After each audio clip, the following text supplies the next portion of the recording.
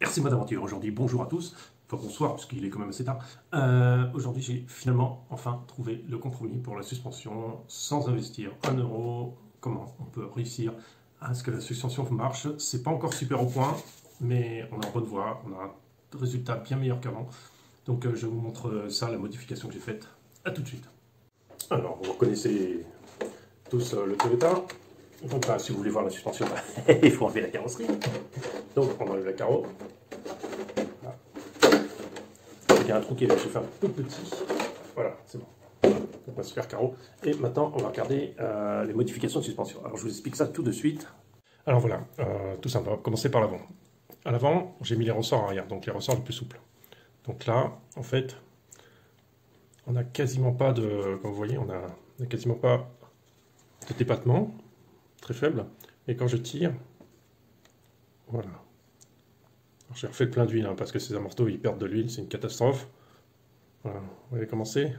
Donc là on arrive finalement, en fait au bout du compte, à avoir un croisement du pont avant, ce qui me posait problème au début, ce que j'arrive pas à avoir. Pourquoi j'ai un problème de croisement de pont avant? Parce que mon véhicule est léger, très léger, peut-être trop léger par rapport à ce qui était prévu par Axial. Donc j'utilise des batteries qui font une centaine de grammes, et je n'ai pas, c'est prévu pour beaucoup plus de poids sur l'avant. Moi, je ne veux pas charger mon véhicule, ça ne me dérange pas d'avoir 6-7 batteries, c'est pas un problème. Ce que je veux, c'est surtout que le véhicule en ordre de marche soit léger. Léger, ça va donner quoi? Ça va donner surtout du meilleur, ça grimpe beaucoup mieux, ça tient beaucoup mieux.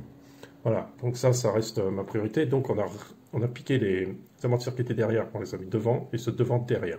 Attention, ceux qui sont prévus pour l'avant sont beaucoup plus durs. Donc je vous montre ce que j'ai fait à l'arrière.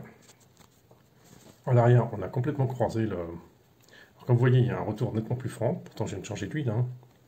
Voilà, vous voyez qu'il y a un bon balancement gauche-droite, qui est quand même bien intéressant. J'ai dû coucher beaucoup les amortisseurs pour, justement, que la dureté de ces ressorts s'assouplisse. En fait, plus vous allez coucher, plus ils vont travailler de façon souple. Donc, c'est l'intérêt du truc. Si j'arrive à trouver des ressorts encore plus souples, pourquoi pas. Ça me permet de descendre encore légèrement le centre de gravité.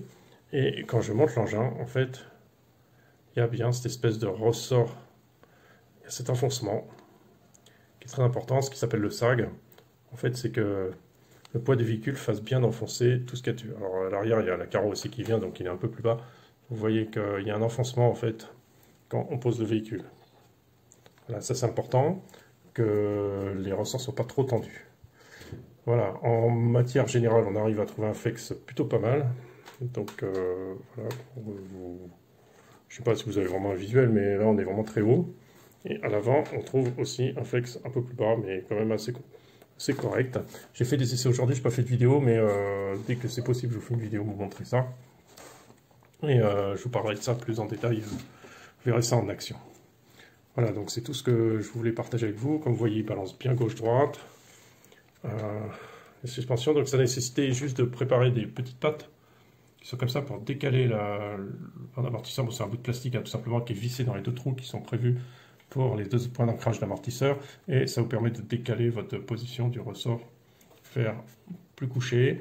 Donc le résultat est plutôt pas mal, je suis assez content du résultat. On n'est pas encore au top, mais on est vraiment bien.